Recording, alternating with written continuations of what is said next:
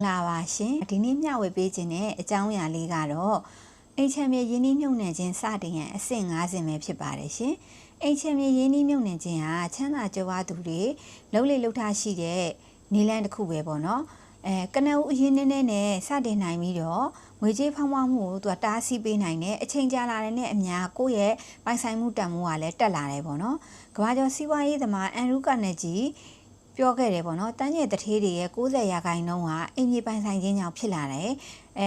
စက်မှုလုပ်ငန်းယင်းနှိမ့်မြုံနှံမှုအားလုံးထက်အိမ်မြေတန်ဖိုးကငွေပိုများစွာရရှိခဲ့တယ်ပေါ့နော်အန်ရူကာနယ်ဂျီလိုမျိုးပဲဒီ plastic ဘီရင်ပေါ့နော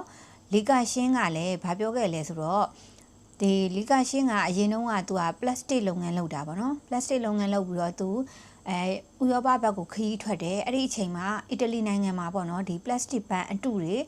လုပ်တဲ့ဟာအရန်ပဲခက်စားတယ်ပေါ့နော်အိမ်တိုင်းမှာဒီ plastic ပန်းအတုတွေနဲ့ decoration တွေလုပ်တယ်ပေါ့အဲ့ဒါကိုသူကတွေ့တယ်ဒါပေမဲ့ဒီအီတလီငွေကြေးဥရောပငွေကြေးနဲ့တွက်ကြည့်လို့ရှိရင်တော့အစားပေါင်းများစွာများတယ်ပေါ့နော်ဒီအာရှဘက်ကငွေကြေးနဲ့ဆိုလို့ရှိရင်များတယ်ဆိုတော့သူ plastic စက်ရုံကနေဒါမျိုးထုတ်နိုင်ရမယ်ဆိုပြီးတော့သူစူးစမ်းပြီးတော့ထုတ်ပြီးတော့ကဘာအနှံ့ကိုဖြန့်ချီရဲဥရောပဘက်ကိုအထူးကထားပြီးတော့ပို့ဆောင်နေပေါ့နော်အဲ့မှာသူ့ရဲ့စီးပွားရေးကလည်းတစ်ချိန်လုံးတိုးတက်သွားတယ်ပေါ့တိုးတက်ပေမဲ့သူကကဘာအသိမှတ်ပြုတထေးအနေနဲ့တော့မဖြစ်လာသေးဘူးပေါ့နော်နိုင်ငံမှာတော့သူချမ်းသာတယ်ပေါ့အဲ့ဒီ plastic လုပ်ငန်းကနေပြီးတော့သူကငွေကြေးအရင်းနှီးရတဲ့တပြိုင်နက်သူဘာလုပ်ခဲ့လဲဆိုလို့ရှိရင်သူကအိမ်ချမ်းမြေရင်းနှီးမြှုပ်နှံမှုစတင်နေပေါ့နော်အရင်ဆုံးသူကအဲ့လိုအကွက်ကွင်းကောင်းမြေကွက်ကြဲမှာသူ plastic လုပ်ငန်းအတွက်ကိုသူကပေါ့နော်ဝယ်ယူပြီးတော့အဲ့ရင်းနှီးမြှုပ်နှံခဲ့တယ်အဲ့ရနေတဆင့်နိုင်ငံအတွင်းမှာသူကအများအပြားပေါ့နော်တစားနဲ့တစားဝယ်ယူပြီးတော့ရင်းနှီးမြှုပ်နှံတယ်ပြီးတော့သူကအိမ်ယာဖော်ဆောင်ရေးတွေလုပ်ငန်းတွေလည်းလုပ်တယ်နောက်ပြီးတော့သူနေထိုင်တဲ့နိုင်ငံရေးအခြေအနေမကောင်းတဲ့အခါမှာသူကကနေဒါနိုင်ငံဘက်ကိုတောင်မှကူးပြောင်းပြီးတော့ပေါ့နော်developer လုပ်ငန်းပေါ့နော်အိမ်ယာဖော်ဆောင်ရေးလုပ်ငန်းတွေကိုလုပ်ကင်ခဲ့တယ်ပေါ့နော်သူ့ရဲ့ချမ်းသာကြွယ်ဝမှုကလည်းအဲ့လိုမျိုးပဲပေါ့နော်ဒီအိမ်ယာဖော်ဆောင်ခြင်းတွေကနေပြီးတော့ဒီအိမ်ချမ်းမြေရင်းနှီးမြှုပ်နှံမှုတွေကနေပြီးတော့ရတဲ့အကျိုးအမြတ်ကြောင့်သူကကမ္ဘာအတိမတ်ပြုရောနိုင်ငံကုန်ဆောင်စီးပွားရေးသမားအနေနဲ့ပါသူကချီးမြှင့်ခံခဲ့ရတယ်ပေါ့နော်ဒါကတော့ဒီလီကာရှင်းရဲ့ဒီplastic လုပ်ငန်းအောင်မြင်တာကနေမှအိမ်ချမ်းမြေကိုပါဒါတဘာတဲ့ပေါ့နော်ရင်းနှီးမြှုပ်နှံတဲ့အတွက်ကိုသူကကမ္ဘာအတိမတ်ပြုရောနိုင်ငံရဲ့ဂုဏ်ဆောင်စီးပွားရေးထူးချွန်အတွက်ပါရရှိတာကိုပြောပြပေးရဖြစ်ပါတယ်ရှင်အဲ့ဒါကြောင့်မလို့အိမ်ချမ်းမြေရင်းနှီးမြှုပ်နှံမှုကိုဘယ်လိုစတင်ရမလဲဘာတွေလိုက်နာသင့်လဲဆိုတဲ့အခြေခံအဆင့်5ဆင့်ကိုပြောပြပေးမယ်ပေါ့နော်နံပါတ်1ကတော့တင့်ရဲ့ဘဏ္ဍာရေးအခြေအနေကိုနားလည်ရမယ်ပေါ့နော်အရင်ဆုံးကို့မှာပေးရန်ရှိတဲ့အကျွေးတွေဝင်ငွေရရှိမှုပေါ့နော်လမ်းကြောင်းအဲ့လမ်းကြောင်းလည်းတည်ငြိမ်နေရမယ်ဥပမာဒီလားတော့9သိန်းရတယ်ဒီနောက်လာကြရင်350ရတယ်ဟာနောက်လာကြရင်320ရတယ်ဒါဆိုတည်ငြိမ်တဲ့လုပ်ငန်းတစ်ခုတော့မဟုတ်ဘူးပေါ့နော်တည်ငြိမ်တဲ့ဝင်ငွေမဟုတ်ဘူးပေါ့ကိုယ့်ရဲ့အသုံးစရိတ်နဲ့ဒီတည်ငြိမ်တဲ့ဝင်ငွေတွေကိုကွာသိရမယ်ပြီးတော့ credit ရမှတ်တွေသိရမယ်နောက်ပြီးတော့အရေးပေါ်ရန်ပုံငွေပေါ့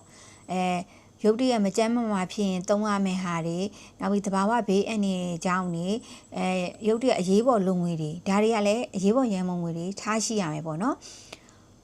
နောက်ပြီးတော့ကိုကတော့အိမ်ဝယ်လိုက်တယ်ပေါ့အိမ်ဝယ်ပြီးတော့ဒီအိမ်ဝယ်တာနဲ့တပြိုင်နက်အိမ်ငါးကတန်းရမယ်လို့လည်းမတွေးထားသင့်ဘူးပေါ့နော်အိမ်ဝယ်ပြီးလို့ရှိရင်တော့အသေးစားအကြီးစားတော့ပြင်ဆင်ရတယ်ပေါ့အနည်းဆုံး contract တို့ developer တို့အပ်တဲ့အိမ်နေတောင်မှပေါ့နော်ဆေးတုပ်ရတယ်ဟလာဆေးတုပ်ရတယ်နောက်ပြီးတော့အခန်းဖွဲ့ရတာတို့နောက်ပြီးတော့မီးလိုင်းရေလိုင်းပြန်လုပ်ရတာမျိုးတွေရှိတယ်ပေါ့နော်မီးကြိုးတွေပါတွေပြန်ပြီးတော့ဆင်သေးတဲ့နေရာပြန်ဆင်ရတာတွေပေါ့နော်အဲ့ဒါမျိုးတွေရှိရတဲ့အတွက်အဲ့ကုန်ကြစိတ်တွေကိုလည်းလူကြီးမင်းတို့အနေနဲ့တပါးတဲ့ထည့်တွက်ထားမှာဖြစ်ပါတယ်ပေါ့နော်နံပါတ်1ကတော့ဈေးကွက်ကိုတေချာလေ့လာရမယ်ပေါ့နော်အဲ့ဒီမှာကိုယ့်လက်ထဲမှာကတော့3,200ရှိတယ်ပေါ့ဒီ3,200နဲ့ဒီဈေးကွက်ကိုလေ့လာတဲ့နေရာမှာဘယ်လိုလဲဆိုတော့ဒီ3,200နဲ့ကိုကတိုက်ခန်းမြင်ကြီးတက်လေးဝယ်မှာလားဒါမှမဟုတ်ရင်ကွန်ဒိုအခန်းပဲဝယ်မှာလားဒါမှမဟုတ်လို့ရှိရင်မြေကွက်ကလေးပဲဝယ်မှာလားဒါမှမဟုတ်လုံချင်းအိမ်ဝယ်မှာလားပေါ့နော်အဲ့ဒါကိုကအရင်ဆုံးလေ့လာရမယ်ပြီးတော့ကိုဝယ်လိုက်တဲ့အိမ်ချမ်းမြေကဈေးတက်လာဖို့အလားအလာရှိလားအိမ်ငါးကရောလစဉ်အကြမ်းဖြင့်အဖြစ်ဘယ်လောက်ရလဲပေါ့နော်အဲ့ဒါမျိုးတွေကိုကိုရီအနေနဲ့ကလေ့လာရမယ်ပေါ့နော်ပိုင်ဆိုင်မှုခိုင်မာမှုရှိမရှိတွေပေါ့နော်ဒါတွေပါလေ့လာရမယ်ပေါ့နောက်ပြီးတော့ perfect property ကိုတော့မစောင့်နဲ့ပေါ့နော်နံပါတ်3ချက်ကတော့အခုမှစပြီးတော့အသစ်ရင်းနှီးမြှုပ်နှံမှုလူတွေလှုပ်လေလှုပ်ထားရှိတဲ့အကြောင်းအရာကတော့ ဒီပေါ့နော်ဒီဟာကြီးကိုပြေဆုံးမှဒီအိမ်ကြီးဝယ်မယ်ပေါ့ဥမာကိုလိုချင်တာကလမ်းမာတန်40-60 3RC တိုက်ပေါ့နော်3ထပ်အဆောက်အုံဒါကြီးကပေါက်ဈေးကတော့3000ဝယ်ရှိတယ်ဒါပေမဲ့ကိုယ့်လက်ထဲမှာတော့3000ပဲရှိတယ်ပေါ့နော်ဒီ3000ဝယ်ပြေးမှငါဝယ်မယ်ငါလိုချင်တာတော့ဒီအိမ်ပဲဒီအိမ်ရမှဝယ်မယ်ဒီအိမ်မရရင်မဝယ်ဘူးပေါ့နော်အဲ့လိုမျိုးမလုပ်ပါနဲ့ပေါ့နော်ကိုယ့်လက်ထဲမှာ3000ရှိရင်ဒီ3ထပ်တိုက်လမ်းမှာနဲ့ပေ40-60ကိုမဝယ်နိုင်ပေမဲ့လမ်းသွယ်ထဲမှာရှိတဲ့ဟလာပေ20ပေ60အိမ်လေးပဲဖြစ်ဖြစ်အရင်ဝယ်ထားလိုက်ပေါ့နော်အဲ့လိုဝယ်ထားလိုက်လို့ရှိရင်ဒီ3000ဝယ်ပြေးဖို့အချိန်9နှစ်စောင့်ရတဲ့အတွင်းမှာဒီအိမ်တက်မှုလေးကလည်းတက်လာမယ်ပေါ့နော်အဲ့ဒီတက်လာတာနဲ့အများကိုကနောက်ကိုလိုလို့ရှိရင်ဒီအိမ်လေးကိုရောင်းပြီးတော့ကိုလက်ထဲရှိတဲ့ပတ်စံနဲ့ဒီကိုလိုချင်တဲ့လမ်းမာတန်40-60မြေကွက်ကိုအိမ်ပါဝယ်လို့ရတယ်ပေါ့နော်အဲ့ဒါကြောင့်မလို့ပေါ့နော်ဒီစောင့်နေတာအခွင့်အလမ်းကောင်းတွေကိုလက်လွတ်သွားနိုင်တယ်ပေါ့နော်တိတ်တိတ်လေးနဲ့စတင်ပြီးတော့လုပ်ငန်းစဉ်ကိုတဖြည်းဖြည်းနဲ့တင်ယူပြီးတော့ကြီးထွားလာတာပိုကောင်းတယ်ပေါ့နော်ရှယ်ယာဈေးကွက်လိုပဲဈေးကွက်ထဲမှာကြာနေခြင်းဟာတင့်ရဲ့အကောင်းဆုံးမိတ်ဆွေတငယ်ချင်းဖြစ်တယ်ဒါကြောင့်အမြဲဆုံးစတင်ပြီးတော့ရင်းနှီးမြှုပ်နှံမှာအမြဲဆုံးကြီးထွားလာပါလိမ့်မယ်ရှင်နံပါတ်4ကတော့တိတ်တိတ်လေးနဲ့စပြီးတော့ cash flow ပေါ်မှာအာရုံစိုက်ပါပေါ့နော်ပထမဆုံးရင်းနှီးမြှုပ်နှံတဲ့တိုက်ခန်းဒါမှမဟုတ်လို့ရှိရင်ဈေးကွက်ဈေးတန်တဲ့မြေကွက်တစ်ခုနဲ့စတင်တာအကောင်းဆုံးပဲပေါ့နော်ကိုနိုင်တဲ့ပမာဏပေါ့ကိုနိုင်တဲ့ပမာဏလေးနဲ့ဝယ်ပြီးတော့အရင်ဆုံးစတင်တာအကောင်းဆုံးပဲအဲ့ဒီမှာဘာဖြစ်လဲဆိုလို့ရှိရင်အိမ်ငှားကားရဲ့အသုံးစရိတ်တွေရှိမယ်ဥပမာဘဏ်လုံးယူထားမယ်ဆိုဘဏ်လုံးသွင်းရမှာတွေအခွန်ဆောင်ရမှာတွေနောက်ပြီးတော့ maintenance fees တွေရှိမယ်ပေါ့နော်အဲ့ဒီဟာတွေထက်ပိုများတဲ့ positive cash flow ထွက်တဲ့အိမ်ကိုရွေးဝယ်ရမယ်ဘယ်လို positive cash flow ထွက်လဲဆိုရင်ကိုဝယ်လိုက်တဲ့အိမ်ကိုဘဏ်လုံးသွင်းရမှာလားစင်ကြီး10သိန်းပေါ့အခွန်ဆောင်ရမှာနဲ့ဒီ maintenance fee ကြီးစုစုပေါင်းအားလုံး15သိန်းကျတယ်ပေါ့15သိန်းလောက်လားစင်ပြန်အထွက်စရိတ်ရှိတယ်ဒါပေမဲ့ကိုအိမ်ငှားလိုက်တဲ့အိမ်ကတစ်လောက်သိန်းအစိတ်ပြန်ဝင်နေဆိုလို့ရှိရင်ဒါ positive cash flow က10သိန်းထွက်တယ်ပေါ့နော်အဲ့လိုမျိုးအိမ်မျိုးကိုဝယ်ရမယ်ပေါ့ဒါမဟုတ်ပဲနဲ့ဟာသူများစကားနားရအောင်ဟာမင်းဝယ်ထားဒါဝယ်ထားဒါတန်တဲ့အချိန်တိုင်းမြက်မှာချိန်တိုင်းမြက်မှာတော့မြက်မှာပဲဒါပေမဲ့ positive cash flow ကမထွက်ဘူးမထွက်တော့လားစင်သွင်းရမယ်ဘဏ်ကြွေးတွေလည်းကိုကမသွင်းနိုင်ဘူး invoice တွေလာမယ်ဘဏ်ကြွေးတွေမသွင်းနိုင်ဘူးနောက်ပြီးတော့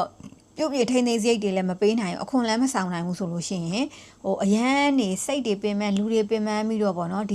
ီအိမ်ချမ်းမြေရင်းနှီးမြှုပ်နှံမှုကိုမလုပ်ချင်လောက်အောင်ဖြစ်သွားတဲ့လူတွေလည်းရှိခဲ့တယ်ပေါ့နော်အဲ့ဒါကြောင့်မလို့ခိုင်မာတဲ့ငွေကြေး cash flow ကအဲ့ဒါကြောင့်မလို့ပေါ့နော်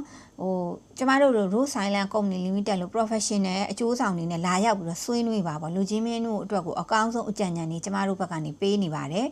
နောက်ပြီးတော့ဒီတန်မိုးတက်မှုပေါ်မှာပဲအဲ့လိုအားမကိုးသိဘူးပေါ့နော်အဲ့ဒါအရန်အနေများတယ်ခိုင်မာတဲ့ငွေကြေးစီးဆင်းမှု cash flow ကဒီ financial freedom ကိုပေးပြီးတော့ equity ကလည်း equity ကိုတိဆောက်ပေးပြီးတော့ဒုတိယနောက်ထပ်အိမ်တွေပေါ့ထပ်ဝယ်ဖို့ပထမဒီအိမ်လေးဝယ်လိုက်ပြီးဒီအိမ်လေးကနေလာစဉ် positive cash flow လေး10သိန်းထွက်တယ်ကိုယ့်ရဲ့တခြားကိုလုပ်ငန်းတွေကိုယ့်ရဲ့လစာတွေကနေလဲထွက်တဲ့ပတ်စံနေနဲ့စုပြီးတော့ပေါ့နော်ဒုတိယအိမ်ထပ်မံဝယ်ယူဖို့ကလွယ်ကူသွားတယ်ပေါ့နော်နံပါတ်5ကတော့ professional တွေအကူအညီကိုရယူပါပေါ့နော်အိမ်ချမ်းမြေရင်းနှီးမြှုပ်နှံခြင်းဟာကြီးမားတဲ့စီမံကိန်းတစ်ခုဖြစ်တယ်လွယ်လင်းတကူမလုံးသင့်ဘူးဒီနေရာကတော့တန်တယ်ပေါ့နော်ဒီနေရာတော့တန်တယ်ဒီနေရာတော့ဝယ်လိုက်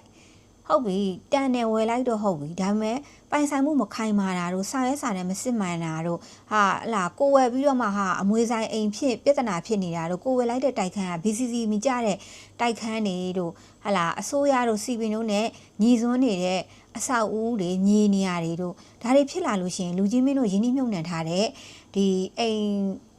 ငွေကြေးတွေလည်းဆုံးရှုံးနိုင်မယ်အပြင်ပေါ့နော်ရင်းနှီးမြှုပ်နှံမှုထားတဲ့အရာတွေလည်းအများကြီးဆုံးရှုံးမယ်စိတ်ပင်ပန်းလူပင်ပန်းတွေလည်းဖြစ်မယ်ပေါ့နော်အဲ့ဒါကြောင့်မလို့ကျမတို့ professional အကူအညီတွေရယူလိုက်လို့ရှိရင်ရောင်းမဝယ်မတွေလည်းမဖြစ်တော့ဘူးเนาะအချိန်ကြာလာတဲ့နေရာပိုင်ဆိုင်မှုလည်းခိုင်မာတဲ့အချိန်ကြာလာတဲ့အမြသူ့ရဲ့ပေါ့နော် access တန်မိုးတွေကလည်းတက်လာမယ်ပေါ့နော်တက်လာပြီးတော့ကိုယ့်ရဲ့ပိုင်ဆိုင်မှုတွေကလည်းကြီးထွားလာမယ်ပေါ့နော်အားကြောင့်မလို့သတိပြုရမှာယင်းနှိမ့်မြုံနှံခြင်းမှန်သမျှမှာအန္တရာယ်ရှိတယ်နော်အန္တရာယ်ရှိတယ်အဲ့ဒါကြောင့်မလို့ဆုံးဖြတ်ချက်မချမီကျွမ်းကျင်တဲ့သူတွေနဲ့တိုင်ပင်မှုကျမတို့အကြံပြုပါတယ်ရှင်ဒီ post ကိုမျှဝေပြီးတော့တင်မိတ်ဆွေတွေကိုလည်း HMB ယင်းနှိမ့်မြုံနှံမှုအဆင့်5ဆင့်အကြောင်းကိုပြောပြလိုက်ပါရှင် HMB နဲ့ပတ်သက်တဲ့ဘူးတုဒတွေကိုသိရှိလို့လည်းဆိုလို့ရှိရင် Rose Island Real Estate ရဲ့ page လေးကို like and follow comment လေးတွေပေးပြီးတော့လုပ်ထားပေးပါရှင် ဆက်သွယ်ခြင်းရင်တော့ဖုန်းနံပါတ်096505997551ကိုဆက်သွယ်လို့ရပါတယ်ရှင်ကျေးဇူးတင်ပါတယ်ရှင်